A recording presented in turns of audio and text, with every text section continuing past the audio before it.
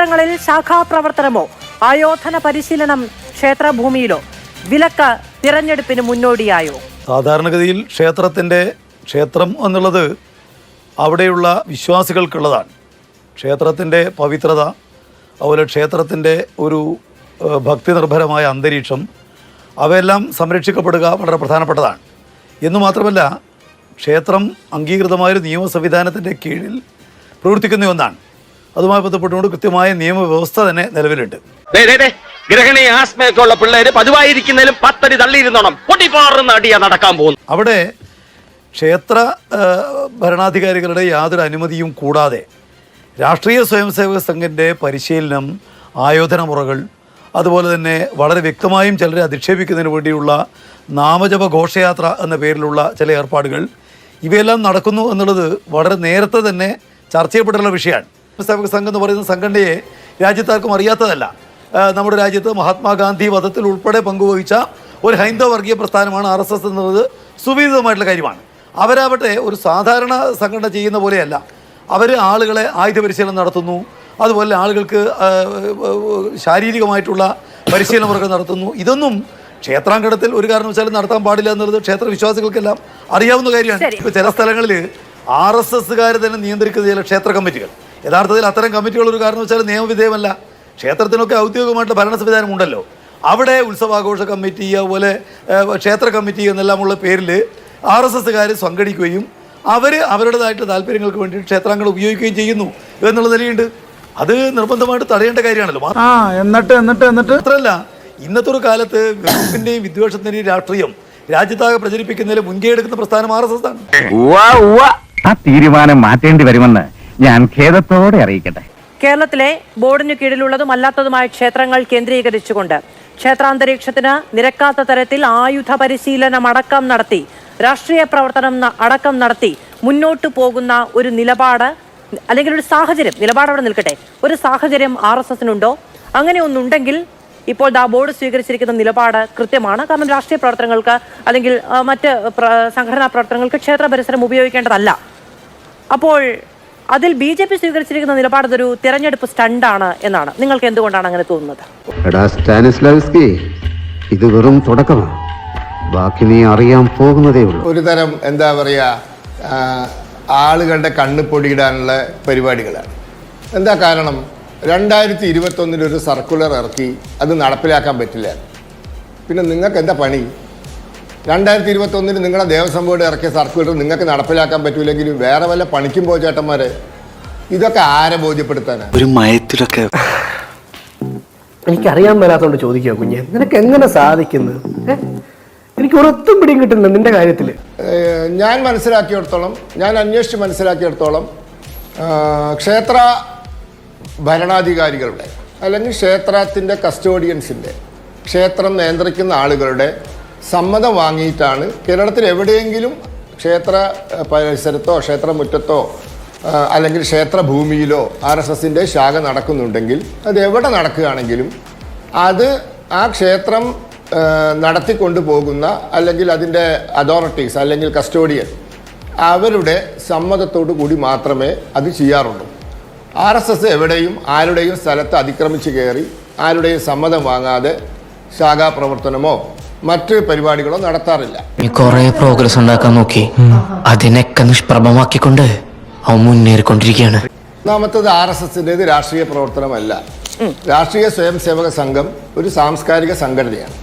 രാഷ്ട്രീയമായി, പൊളിറ്റിക്സായി, രാഷ്ട്രീയം എന്ന വാക്ക് അവിടെ ഉപയോഗിച്ചിരിക്കുന്നത് ദേശീയം എന്ന അർത്ഥത്തിലാണ്, ഹിന്ദിയിലെ രാഷ്ട്രം എന്ന അർത്ഥത്തിലാണ്, അല്ലെങ്കിൽ രാഷ്ട്രം എന്ന അർത്ഥത്തിലാണ്. രാജനൈതികമല്ല, ഒരു രാജനൈതിക പൊളിറ്റിക്കൽ ഓർഗനൈസേഷൻ അല്ല. അതുകൊണ്ട് ഒരു ക്ഷേത്രത്തിൻ്റെ പരിസരത്ത് രാഷ്ട്രീയ പ്രവർത്തനം, അതായത് മലയാളത്തിലെ രാഷ്ട്രീയ പ്രവർത്തനം അല്ലെങ്കിൽ രാജനൈതിക പ്രവർത്തനം നടത്തരുത് എന്ന ഉത്തരവ് RSSന് ബാധകവുമല്ല. പക്ഷേ എവിടെ നടത്തുകയാണെങ്കിലും ആ സ്ഥലത്തിൻ്റെ കസ്റ്റോഡിയൻ അല്ലെങ്കിൽ ഉടമസ്ഥൻ്റെ, മാനേജറുടെ പെർമിഷൻ വാങ്ങണം. അങ്ങനെ സമ്മതം വാങ്ങിയിട്ടാണ് RSS കേരളത്തിൽ നടത്തുന്ന എല്ലാ ശാഖകളും പ്രവർത്തിക്കുന്നത്. ഇപ്പോൾ RSS രാഷ്ട്രീയ സംഘടന അല്ല എന്ന് നിങ്ങൾക്ക് ടെക്നിക്കലി പറയാം. പക്ഷേ അങ്ങ് തന്നെ നേരത്തെ പറഞ്ഞു നിങ്ങൾ ഒരു വിശാല ഈ പറയുന്ന സംഘപരിവാർ സംഘടനകളാണ്. അപ്പോൾ നിങ്ങൾ മറ്റൊരു പല വെർട്ടിക്കലുകളായി രാഷ്ട്രീയ പ്രവർത്തനം നടത്തുന്നുമുണ്ട്. രാഷ്ട്രീയ പ്രവർത്തനം നടത്താൻ അനുമതിയില്ലായിരുന്നു എന്നുള്ളത് കൊണ്ട് രാഷ്ട്രീയ പ്രവർത്തനം നടത്തുന്നില്ല എന്നുള്ള അതിന് നിങ്ങൾ കുറുക്കുവഴികൾ രാഷ്ട്രീയ രൂപങ്ങളായി കണ്ടുപിടിച്ചിട്ടുമുണ്ട് എന്നതും വ്യക്തമാണ്. അപ്പൊ പിന്നെ ഇത് രണ്ടും ഘടകവിരുദ്ധമല്ലേ ശ്രീ പത്മനാഭൻ? നിങ്ങൾ വിഴുങ്ങാതിരിക്കുകയോ ചെയ്തേക്ക്. ഈ രാജ്യത്ത് ജനങ്ങൾ ഞങ്ങൾ പറയും അല്ലെ? ഞാനൊരു പഴയ ABVP കാരനാണ്. ഇപ്പൊ ഞാൻ വിദ്യാർത്ഥി പരിഷത്തിന്റെ ഒരു പരിപാടിക്ക് ഞാൻ പോകാറില്ല. പരിപാടി നടക്കുന്ന സ്ഥലത്തേക്ക് പോലും ഞാൻ പോകാറില്ല. ഒരു കാലത്ത് വിദ്യാർത്ഥി പരിഷത്തിന്റെ പരിപാടി സംഘടിപ്പിക്കാൻ ഓടി നടന്ന ആളാണ് ഞാൻ. ആവേശം കൊണ്ട് ഓരോന്ന് വിളിച്ചു പറഞ്ഞ് തടിയേടാക്കണ്ട, പണിയെടുക്കാതെ ജീവിക്കാൻ നോക്ക്. RSS എന്ന് പറഞ്ഞാൽ എന്തോ നിയമവിരുദ്ധ സംഘടനയാണ്. എന്റെ പ്രകാശം മാഷേ, CPM-ന്റെ ബംഗാളിലെ ഓഫീസ് പലതും ഇന്ന് BJP ഓഫീസാണ്. നിങ്ങൾക്കൊണ്ട് എന്ത് ചെയ്യാൻ പറ്റും? കാലം മാറുമ്പോൾ പലതും മാറും. CPM-ന്റെ ബംഗാളിലെ പഴയ പല ഓഫീസുകൾ ഇന്ന് BJP ഓഫീസാണ്. എന്തോ ചെയ്യാൻ പറ്റും നിങ്ങൾക്ക്? ഒരു ചുക്കും നിങ്ങൾക്ക് ചെയ്യാൻ പറ്റൂല. നീ എന്താണ് ഒരുമാതിരി അർത്ഥം വെച്ച് സംസാരിക്കുന്നു? ഈ രാജ്യത്ത് കാലം മാറുമ്പോൾ പലതും മാറും. അതിനിങ്ങനെ സങ്കടപ്പെട്ടിട്ടൊന്നും കാര്യമില്ല. പിന്നെ നിങ്ങളൊരു ഉത്തരവ് ഇറക്കിയോലെ, ആ ഉത്തരവ് നിങ്ങൾക്ക് നടപ്പാക്കാൻ പറ്റില്ല. കടലാസ് തടസ്സപ്പെടുത്താൻ നടക്കുക. നിങ്ങൾ ഈ നേരം കൊണ്ട് വേറെ വല്ല കാര്യവും ചെയ്യും. RSS-നെ ഇന്ത്യയിൽ ഇല്ലാണ്ടാക്കാൻ നോക്കുക. തടസ്സപ്പെടുത്തത് ഹൈക്കോടതിയാണ് കേട്ടോ. ഹൈക്കോടതിയോടാണോ അങ്ങ് വേറെ എന്തെങ്കിലും പണി ചെയ്യാൻ പറഞ്ഞത് എന്ന് എനിക്കറിയില്ല. ശ്രീ പത്മനാഭൻ, എന്റെ ചോദ്യം ഹൈക്കോടതി തീരുമാനവുമായി ബന്ധപ്പെട്ടായിരുന്നു. മഹാത്മാഗാന്ധിയെ കൊന്നത് RSS പറഞ്ഞ് നടന്നിട്ട് ഇപ്പൊ മഹാത്മാഗാന്ധിയുടെ നാട്ടിൽ കോൺഗ്രസ്സുകാർ ജയിച്ചിട്ട് 30 കൊല്ലായി. മഹാത്മാഗാന്ധിയുടെ നാട്ടിൽ ഗുജറാത്തിൽ കോൺഗ്രസ് ജയിച്ചിട്ട് 30 കൊല്ലായി. രാജ്കോട്ടിലും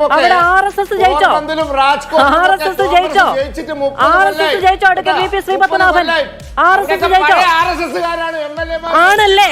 അപ്പൊ നിങ്ങൾക്ക് രാഷ്ട്രീയമുണ്ട്. നിങ്ങൾ RSS-നെ കോൺഗ്രസുമായി താരതമ്യം ചെയ്യുന്നുണ്ടെങ്കിൽ നിങ്ങൾ രാഷ്ട്രീയ പ്രവർത്തനമാണ് ചെയ്യുന്നത് അല്ലേ? ഇങ്ങനെ സ്വയം റദ്ദാക്കല്ലേ? നിങ്ങൾ RSS-നെ കോൺഗ്രസുമായാണ് താരതമ്യം ചെയ്യുന്നതെങ്കിൽ ഈ സാംസ്കാരിക സംഘടന അങ്ങ് പറഞ്ഞത് നേരത്തെ മടക്കി പോക്കറ്റ് വെക്കാൻ പറഞ്ഞില്ലേ? അങ്ങനെ ഒന്ന് ചെയ്യണം കേട്ടോ. നിങ്ങൾ BJP കോൺഗ്രസുമായി താരതമ്യം ചെയ്യുന്നത് കേൾക്കാൻ രസമുണ്ട്. എന്നിട്ട് കോൺഗ്രസ് ജയിച്ചോ, RSS-നെ പറഞ്ഞിട്ട് കോൺഗ്രസ് ജയിച്ചോ എന്ന് ചോദിക്കുമ്പോ നിങ്ങൾ RSS-നെ കോൺഗ്രസുമായിട്ടാണ് താരതമ്യം ചെയ്യുന്നത്. നിങ്ങൾ RSS-നെ സാംസ്കാരിക സംഘടന എന്ന് നിങ്ങൾ പറയുന്ന RSS-നെ നിങ്ങൾ രാഷ്ട്രീയ സംഘടനയെ കോൺഗ്രസുമായാണ് താരതമ്യം ചെയ്യുന്നത്. സ്വയം റദ്ദു ചെയ്യലാണ് ശ്രീ പത്മനാഭൻ. അതൊരു സെൽഫ് ഗോൾ ആയിരുന്നു. ഗാന്ധിയുടെ നാട്ടില് RSS BJP ഉള്ളൂ. ഗാന്ധിയുടെ നാട്ടില് RSS BJP ഉള്ളൂ. രാജ്കോട്ടിലും പോർബന്തറിലൊക്കെ RSS BJP ഉള്ളൂ. ഗുജറാത്ത് കോൺഗ്രസ് ജയിച്ചിട്ട് 30 കൊല്ലായി. RSS-നെ ഇല്ലാണ്ടാക്കാൻ നടക്കുന്നു. വേറെ വല്ല പണിയെടുത്തോളൂ ഈ നേരം കൊണ്ട്. നല്ല ടോണാണ്, പക്ഷെ പറയുന്നത് ഘടകവിരുദ്ധമായ കാര്യങ്ങളുമാണ് എന്നുള്ളതുകൊണ്ട് പ്രശ്നം. ഒന്ന് പൊട്ടിക്കറിയാൻ നിങ്ങൾ ആഗ്രഹിക്കുന്നു. RSS എപ്പോഴാണ് നിരോധിക്കപ്പെട്ടത്? RSS നിരോധിക്കപ്പെട്ടത് മഹാത്മാഗാന്ധി വധത്തിന് ശേഷമാണ്. ഇന്ത്യയുടെ രാഷ്ട്രപിതാവിനെ കൊലപ്പെടുത്തിയിട്ടുള്ള പാർട്ടിയാണ് ഈ പറയുന്ന RSS എന്നുള്ളത് ആർക്കറിയാതിരിക്കുന്നത്? പിന്നെ RSS-ന് പേര് രാഷ്ട്രീയമില്ല. ഞാൻ ചോദിക്കട്ടെ, RSS രാഷ്ട്രീയ പാർട്ടിയല്ല എന്നുള്ളത് അഡ്വക്കേറ്റിന് മാത്രമല്ല, ഞങ്ങൾക്കെല്ലാം അറിയാം. പക്ഷേ RSS രാഷ്ട്രീയമില്ലേ? RSS-ലെ ഇന്ത്യയിലെ ഹൈന്ദവ രാഷ്ട്രീയത്തിൽ ഏറ്റവും പ്രധാനപ്പെട്ട വക്താക്കൾ. ഇപ്പോൾ പ്രധാനമന്ത്രി പറയുന്നു ഞാൻ മുരത്ത് RSS-കാരനാണ്. അമിത്ഷാ പറയുന്നു ഞാൻ മുരത്ത് RSS-കാരനാണ്. ഇന്ത്യയിലെ ഹൈന്ദവ വർഗീയത കൈകാര്യം ചെയ്യുന്ന ഏറ്റവും പ്രധാനപ്പെട്ട ശക്തി അത് RSS ആണ്. RSS-ന്റെ പിന്നെ നിലപാടെന്താ? RSS നിലപാട് ഇന്ത്യ രാജ്യത്ത് ഹൈന്ദവ വർഗീയത ശക്തിപ്പെടുത്തലാണ്. അതിനു വേണ്ടിയാണ് ഈ ആയുധ പരിശീലനം. ഞാൻ ചോദിക്കട്ടെ, ഇന്ത്യ രാജ്യത്ത് ഇപ്പോൾ വർഗീയ കലാപങ്ങൾ, സ്വാതന്ത്ര്യ സമരകാലത്ത് വർഗീയ കലാപത്തിൽ ഏറ്റവും ഏറെ ആളുകളെ കൊന്ന കത്തി ആരുടേതാ? രാഷ്ട്രീയ സ്വയംസേവക സംഘടനയാണ്. ഈ കഴിഞ്ഞ 9 കൊല്ലക്കാലമായിട്ട് ഇന്ത്യ രാജ്യത്ത് ഒരുപാട് വർഗീയ കലാപങ്ങൾ നടക്കുന്നുണ്ടല്ലോ. അവിടെയെല്ലാം ആളുകളെ കൊല്ലുന്ന പ്രധാനപ്പെട്ട പ്രസ്ഥാനത രാഷ്ട്രീയ സ്വയംസേവക സംഘമാണ്. ഈ കൊല്ലാൻ വേണ്ടി ആളുകളെ പരിശീലിപ്പിക്കുന്നതിന് വേണ്ടിയുള്ള വേദികളാണ് RSS-ന്റെ ശാഖകൾ. എങ്ങനെയുണ്ട്? വളഞ്ഞു പറഞ്ഞോ? ക്ഷേത്രങ്ങളിൽ ബലം പ്രയോഗിച്ച് ഈ പറയുന്ന ആയോധന പരിശീലനം അടക്കം നടത്താനുള്ള സാഹചര്യം കേരളത്തിലുണ്ടെങ്കിൽ അത് നമ്മുടെ ക്രമസമാധാന പ്രശ്നമാണ്. ആ വിഷയത്തിൽ ഇപ്പൊ ഈ പുതിയ ഉത്തരവിൽ പറയുന്നുണ്ട്, ഉദ്യോഗസ്ഥന്മാർ ഇത്തരം കാര്യങ്ങളിൽ കർശനമായ നിലപാട് സ്വീകരിക്കും. നിയമ നടപടിയും മറ്റു കാര്യങ്ങളുമാണ്. അങ്ങനെ ഒരു ആരാധനാലയത്തിൽ അതിക്രമിച്ചു കയറി അങ്ങയുടെ ഭാഷയിൽ അങ്ങനെ പ്രശ്നമുണ്ടാക്കുന്നുണ്ടെങ്കിൽ അതിന് നിയമ നടപടിയാണ് വേണ്ടത്. എങ്ങനെ പരിസരത്ത് ഏതെങ്കിലും വിശ്വാസത്തിന്റെയോ ആചാരത്തിന്റെയോ ഭാഗമല്ല എന്നിരിക്കെ അങ്ങനെ ഒരു ഇടം കണ്ടെത്തേണ്ട എന്ത് സാഹചര്യമാണുള്ളത്? പണമില്ലാത്ത, സാമ്പത്തിക ശേഷിയില്ലാത്തൊരു സംഘടനയല്ല. എന്തിനു ക്ഷേത്ര പരിസരം? 1925-ലാണ് RSS പ്രവർത്തനം ആരംഭിച്ചത്. ഏതാണ്ട് സമാനമായ ഒരു കാലഘട്ടത്തിലാണ് കമ്മ്യൂണിസ്റ്റ് പാർട്ടി ഇന്ത്യയിൽ പ്രവർത്തനം ആരംഭിച്ചത്. 1947 കമ്മ്യൂണിസ്റ്റ് പാർട്ടി വിളിച്ച ഒരു മുദ്രാവാക്യമുണ്ട്, 40കളിലും 50കളിലൊക്കെ, നെഹ്റുവിന് ശേഷം ആർ. അതിനവർ ഉത്തരവ് കണ്ട് EMS, നെഹ്റുവിന് ശേഷം EMS. കാരണം അന്ന് എൻ്റെ പിതാവ് കമ്മ്യൂണിസ്റ്റ് പാർട്ടിയിലാണ്, അപ്പോൾ എനിക്ക് നല്ല മൂപ്പര് പറഞ്ഞിട്ട് നല്ല അറിവുണ്ട്. ചെങ്കോട്ടയിലും ചെങ്കോടി പാറും എന്നാണ് പറഞ്ഞത്. ഞങ്ങളും ആ കാലഘട്ടത്തിലാണ് രൂപീകരിച്ചത്. RSS വളർന്നു. RSSൽ നിന്നും പ്രചോദനം ഉൾക്കൊണ്ട ആളുകൾ വിവിധ ക്ഷേത്രങ്ങളിൽ വിവിധ മേഖലയിൽ പോയി പ്രവർത്തിച്ചു. ചിലർ രാഷ്ട്രീയത്തിൽ പ്രവർത്തിച്ചു, ചിലർ വിദ്യാഭ്യാസ രംഗത്ത് പ്രവർത്തിച്ചു, ചിലർ തൊഴിലാളി രംഗത്ത് പ്രവർത്തിച്ചു. ഇന്നെന്താ അവസ്ഥ? കമ്മ്യൂണിസ്റ്റ് പാർട്ടികൾ ഉപ്പുവെച്ച കലം പോലെയായി. എൻ്റെ നാട്ടിൽ ചൊല്ലുണ്ട്, ഉപ്പുവെച്ച കലം. ഏതാണ്ട് ആ കണ്ടീഷനിലായി. ഞങ്ങൾ ഈ രാജ്യം ഭരിക്കുന്നു. ഒരു മുൻ RSS പ്രചാരകൻ ഈ രാജ്യത്തിൻ്റെ പ്രധാനമന്ത്രിയായിരിക്കുന്നു. ഇന്ത്യയിലെ ഡസനോളം വരുന്ന മുഖ്യമന്ത്രിമാർ പഴയ RSSകാരാണ്. ഈ രാജ്യത്തിലെ കേന്ദ്ര മന്ത്രിസഭയിലെ ബഹുഭൂരിപക്ഷം അംഗങ്ങളും പഴയ RSSകാരാണ്.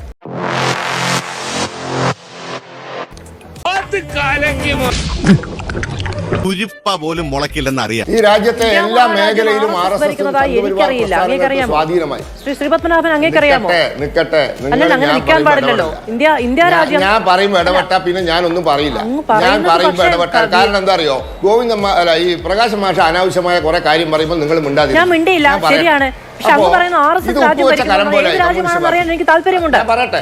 പറയട്ടെ, അതൊക്കെ ഞാൻ ഇത് പറഞ്ഞിട്ടേ അത് പറയുള്ളൂ. ഞാൻ ഇതിന് ഉത്തരം. അപ്പൊ ഉപ്പുവെച്ച കലം പോലെയായി ഈ കമ്മ്യൂണിസ്റ്റ് പ്രസ്ഥാനങ്ങൾ, ഇടതുപക്ഷ പ്രസ്ഥാനങ്ങൾ. ഞങ്ങൾ ഇന്ന് ഇന്ത്യയിലെ ഏറ്റവും വലിയ സാമൂഹ്യ രംഗത്തും സാംസ്കാരിക രംഗത്തും രാഷ്ട്രീയ രംഗത്തും വിദ്യാഭ്യാസ എല്ലാ മേഖലയിലും ഏറ്റവും ഒന്നാം സ്ഥാനത്ത് നിൽക്കുന്ന സംഘടനയായി. ഇതിന്റെ ഫ്രസ്ട്രേഷനാണ്. ഈ എന്താ പറയാ, പുട്ട് തേങ്ങട്ട പോലെ. ഈ പുട്ടിന് തേങ്ങടുമല്ലോ, ഇടയ്ക്കിടയ്ക്ക് ഓരോ ഉത്തരവ്. പുട്ട് തേങ്ങട്ട പോലെ ഇടയ്ക്കിടയ്ക്ക് ഓരോ ഉത്തരവ്. ഇപ്പോൾ ഞങ്ങൾ ഈ രാജ്യത്ത് നിയമപ്രകാരം പ്രവർത്തിക്കുന്ന ഒരു സാംസ്കാരിക സംഘടനയാണ് RSS എന്ന് പറയുന്നത്. ഈ RSSന് ഈ രാജ്യത്ത് ഏത് മുക്കിലും മൂലയിലും പ്രവർത്തിക്കാനുള്ള സ്വാതന്ത്ര്യമുണ്ട്. ഒരു സാംസ്കാരിക സംഘടനയ്ക്ക് ഒരു ക്ഷേത്രാങ്കണത്തിൽ ആ ക്ഷേത്രത്തിൻ്റെ അധികാരികളുടെ സമ്മതത്തോടു കൂടി പ്രവർത്തിക്കാൻ ഒരു നിയമ തടസ്സവുമില്ല. അതെന്താന്ന് ഇതുവരെ ഞങ്ങൾക്ക് പിടികിട്ടിയിട്ടില്ല. അന്വേഷിച്ചോണ്ടിരിക്കുന്നതാണ്. ആരാ പറഞ്ഞത്? ഏത് നിയമത്തിലാണ് അത് പറഞ്ഞത്?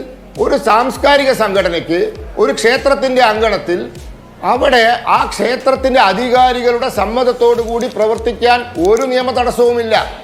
ആ നിയമ തടസ്സം ഇല്ലാത്തടത്തോളം കാലം ഞങ്ങൾ പ്രവർത്തിക്കും. ഇനി സർക്കാരിന്റെ ക്ഷേത്രം, അതായത് ദേവസ്വം ബോർഡ് ക്ഷേത്രം അവിടെ നടത്തണ്ടെന്ന് നാളെ പറയുകയാണ്. ഞങ്ങൾ അങ്ങോട്ട് വരുന്നില്ലപ്പാ, ഞങ്ങൾ ബഹളം വെക്കാൻ വരുന്നില്ല, ഞങ്ങൾ അങ്ങോട്ട് വരുന്നില്ല. സ്വകാര്യ ക്ഷേത്രങ്ങൾ, ആ ക്ഷേത്രത്തിന്റെ അധികാരികൾ പെർമിഷൻ തന്നാൽ പ്രവർത്തിക്കും. ഇല്ല, വേണ്ട, ഞങ്ങൾക്ക് സ്ഥലങ്ങളുണ്ടെന്ന്. ഞാനതാ പറഞ്ഞത്, പഴയ സംവിധാനങ്ങളല്ല. ഇന്ന് ഞാൻ പറഞ്ഞില്ല, എൻ്റെ നാട്ടിൽ വരെ ഞങ്ങൾക്ക് സ്ഥലം, സ്വന്തമായ സ്ഥലം ഞങ്ങൾക്കുണ്ട്. RSSന്റെ ശാഖാപ്രവർത്തനം നടത്താൻ, ഓഫീസ് പ്രവർത്തിക്കാൻ ഞങ്ങൾ പൊന്നും വില കൊടുത്ത് വാങ്ങിയ സ്ഥലം എൻ്റെ നാട്ടിൽ വരെയുണ്ട്. എല്ലാ സ്ഥലത്തും ഞങ്ങൾ പൊന്നും വില കൊടുത്ത് സ്ഥലം വാങ്ങിയിട്ടുണ്ട്. പല സ്ഥലത്തും ആളുകൾ സംഭാവന ചെയ്തിട്ടുണ്ട്. ഞങ്ങൾക്ക് സ്വകാര്യ വ്യക്തികളായ RSSകാരായ BJPക്കാരായ സ്വകാര്യ വ്യക്തികളുടെ സ്ഥലമുണ്ട്. ഞങ്ങൾക്ക് ഇഷ്ടംപോലെ സംവിധാനങ്ങളുണ്ടെന്ന്. ഞങ്ങളുടെ സംവിധാനങ്ങൾ എന്താ? ഞങ്ങളുടെ സംവിധാനങ്ങളെ പറ്റിയൊക്കെ അറിയാലോ. അത് ഞങ്ങൾ എവിടെയും വലിഞ്ഞു കയറി ബഹളം വെക്കാൻ വരുന്നില്ല. പിന്നെ ഞങ്ങൾ എവിടെയെങ്കിലും ആരുടെയെങ്കിലും പെർമിഷൻ വാങ്ങി സമ്മതത്തോടുകൂടി പ്രവർത്തിക്കുന്ന അവിടെ വന്ന് അലമ്പാക്കാൻ നോക്കിയാൽ അതിന് നിയമപ്രകാരം നേരിടാൻ അതിനുള്ള ശേഷി ഞങ്ങൾക്കുണ്ടെന്ന്. ഞങ്ങൾ നിയമപ്രകാരം എവിടെയെങ്കിലും പ്രവർത്തിക്കുമ്പോൾ അവിടെ വന്ന് അലമ്പാക്കാൻ നോക്കിയാൽ അതിന് നിയമപ്രകാരം നേരിടാനും. അതാ ഇപ്പോൾ കോട്ടക്കല്ല് നടക്കുന്നത്. കോട്ടക്കല്ലെ ക്ഷേത്രത്തിന്റെ ഉടമസ്ഥന്മാർ ഹൈക്കോടതിയിൽ പോയിരിക്കുകയാണ്. ഞങ്ങൾക്ക് ഇഷ്ടമുള്ളവർക്ക് കൊടുത്തു, നിങ്ങൾ ആരാ ചോദിക്കാൻ? അവിടെ ഈ RDOനും പോലീസിനും എന്താ കാര്യം? അവിടെ DYFIന്റെ മാർച്ച്. ഞങ്ങൾക്കത് തടയാൻ അറിയാഞ്ഞിട്ടൊന്നുമല്ല, പക്ഷെ അവിടെ ഒരു സംഘർഷം ഉണ്ടാവരുത് വെച്ച് ഞങ്ങൾ മിണ്ടാതിരുന്നാണ്. പിന്നെ DYFIന്റെ മാർച്ച് കണ്ട പേടിച്ച് പോകുന്നവരാണല്ലോ ഞങ്ങൾ. പണ്ട് വിളിച്ചിരുന്നു, ഈ പരിപ്പ് ഇവിടെ വേവില്ല എന്ന്. ഇപ്പം എന്തായി? ഞങ്ങൾ ഇതൊക്കെ നടത്തും. ഞങ്ങൾ ആരെയും പേടിച്ച് പിന്മാറുന്നവരൊന്നുമല്ല. അങ്ങനെ പേടിച്ച് പോകുന്നവരല്ല ഞങ്ങളെന്ന് എല്ലാവർക്കും അറിയാം. അത് പേടിപ്പിക്കാനൊന്നും ആരും വരണ്ട. പിന്നെ ഉത്തരവ്, ഇതൊക്കെ ഒരു തമാശയാണ്. ഈ ഉത്തരവൊക്കെ ഇനി ഇറങ്ങും. തെരഞ്ഞെടുപ്പല്ലേ, പല ഉത്തരവുകളും ഇറങ്ങും. അതുകൊണ്ട് നിയമപ്രകാരം ഞങ്ങൾ പ്രവർത്തിക്കുന്നു. നിയമം ലംഘിക്കുന്നതിന് നടപടിയെടുത്തോന്ന്. ഞങ്ങൾക്ക് എന്താ? പോലീസും ഞങ്ങളുടെ കയ്യിലല്ല, ആഭ്യന്തര വകുപ്പും ഞങ്ങളുടെ കയ്യിലല്ല. ഇനി ഞങ്ങൾ നിയമപ്രകാരം പ്രവർത്തിക്കുന്ന സ്ഥലത്ത് വന്ന് ദയവ് ചെയ്ത് ബഹളം ഉണ്ടാക്കരുത്. അതിനുള്ളൊരു നറേറ്റീവ് മാധു സൃഷ്ടിക്കരുത്. ഒരു സംഘർഷത്തിന്റെ നറേറ്റീവ് ഇവിടെ സൃഷ്ടിക്കരുത്, കോട്ടക്കൽ ഉണ്ടാക്കിയ പോലെ. അത് എനിക്ക് പറയാനുള്ളത്. തന്നെ അറിയില്ല RSS ഒരു രാഷ്ട്രീയ സംഘടനയാണോ സാംസ്കാരിക സംഘടനയാണോ എന്ന് അങ്ങേക്ക് അറിയാം, പക്ഷെ അങ്ങേക്കത് ഉറപ്പിച്ചു നിർത്താൻ കഴിയുന്നില്ല. എന്നെ RSS പഠിപ്പിക്കണ്ട, അതിന്റെ ബുദ്ധിമുട്ട് താങ്കൾ സഹിക്കണ്ട. അപ്പൊ അങ്ങ് പഠിപ്പിക്കൂ. അങ്ങ് പറയുന്നു RSS ആണ് ഈ രാജ്യം ഭരിക്കുന്നത്. വയസ്സ് മുതൽ ശാഖയെ പോയതാണ്. അയ്യോ, അതിന്റെ പ്രശ്നമാണ് അതിന്റെ പ്രശ്നമാണ്. അങ്ങനെയാണെങ്കിൽ എന്റെ അറിവിലേക്ക് അങ്ങ് പറഞ്ഞു തരൂ, ഈ രാജ്യം ഭരിക്കുന്നത് RSS ആണോ? അല്ലെ, ഈ രാജ്യം ഭരിക്കുന്നത് RSS ആണോ? അഡ്വക്കേറ്റ് ശ്രീ പത്മനാഭനെ RSS ഉണ്ടെന്ന് പഠിപ്പിക്കാൻ ഞാൻ RSS പഠിച്ചിട്ടില്ല സാർ. അല്ലല്ല, ഞാൻ RSS പഠിച്ചിട്ടില്ല. അപ്പൊ പിന്നെ എനിക്ക് അങ്ങനെ പഠിപ്പിക്കേണ്ട ആവശ്യവുമില്ല. അല്ലല്ല, അങ്ങനെ RSS പഠിപ്പിക്കാനുള്ള തീരുമാനം എടുക്കുന്ന നാൾ ഞാൻ ഈ പണി നിർത്തും. കേട്ടോ ശ്രീ പത്മനാഭൻ, അങ്ങനെ RSS പഠിപ്പിക്കാൻ ഇറങ്ങുന്ന കാലത്ത് ഞാൻ ഈ പണി നിർത്തും. കേട്ടോ, അങ്ങ് പറഞ്ഞത് RSS ആണ് ഈ രാജ്യം ഭരിക്കുന്നത് എന്നാണ്. അങ്ങനെ RSS ഭരിക്കുന്ന ഇന്ത്യയെ എനിക്കറിയാത്തത് കൊണ്ടാണ് ഈ ഇന്ത്യ മഹാരാജ്യത്ത് ഞാനിതാ ഈ ജോലി ചെയ്യുന്നത്. ശരി ശരി ശരി ശ്രീ പത്മനാഭൻ, അല്ലല്ല, എനിക്കതിൽ തർക്കത്തിന് താല്പര്യവുമില്ല. അങ്ങയെ പഠിപ്പിക്കാൻ ഞാൻ ആളല്ല. പക്ഷെ RSS ഭരിക്കുന്ന ഇന്ത്യ രാജ്യത്തെ എനിക്കറിയില്ല. അങ്ങനെയാണെങ്കിൽ RSS ഒരു രാഷ്ട്രീയ സംഘടനയാണെന്ന് അങ്ങ് പറയണം. കാരണം രാഷ്ട്രീയ പ്രസ്ഥാനങ്ങൾക്കാണ് ഇന്ത്യയിൽ ജനങ്ങൾ ജനാധിപത്യത്തിൽ വോട്ട് ചെയ്യുന്നത്. അങ്ങ് പറയുന്നിടത്ത് മാറിപ്പോകുന്നുണ്ട്, അങ്ങയുടെ രാഷ്ട്രീയം പുറത്തു വരുന്നുണ്ട് ശ്രീ പത്മനാഭൻ. അതുകൊണ്ട് ചോദിക്കുന്നത്, ഞാനായിട്ടില്ല സാർ, ഞാനായി എന്ന ഒരു വിശ്വാസവും എനിക്കില്ല. കാരണം ഞാൻ RSS പഠിച്ചിട്ടില്ല, RSS പഠിപ്പിക്കില്ല, RSS പഠിപ്പിക്കാൻ ഇറങ്ങില്ല. അങ്ങനെ ഒരു മനസ്സുണ്ടെങ്കിൽ ഈ പണിയും ചെയ്യില്ല. ശരി അത് ശരിയാണ് സാർ. അല്ലല്ല, ശരി, RSS ഭരിക്കുന്ന രാജ്യത്താണ് രാഷ്ട്രീയ പ്രവർത്തനം നടത്തുന്നത് എന്ന് വിചാരിക്കുന്ന അങ്ങയോട് രാഷ്ട്രീയം പറഞ്ഞ് ഞാൻ എന്റെ സമയം എന്തിനു കളയുന്നു എന്നുള്ളതാണ് അങ്ങ് ചോദിക്കുന്നതെങ്കിൽ ഞാൻ എന്ത് പറയാനാണ് സാർ. തൽക്കാലം ഇത്രയും മതി, വരട്ടെ.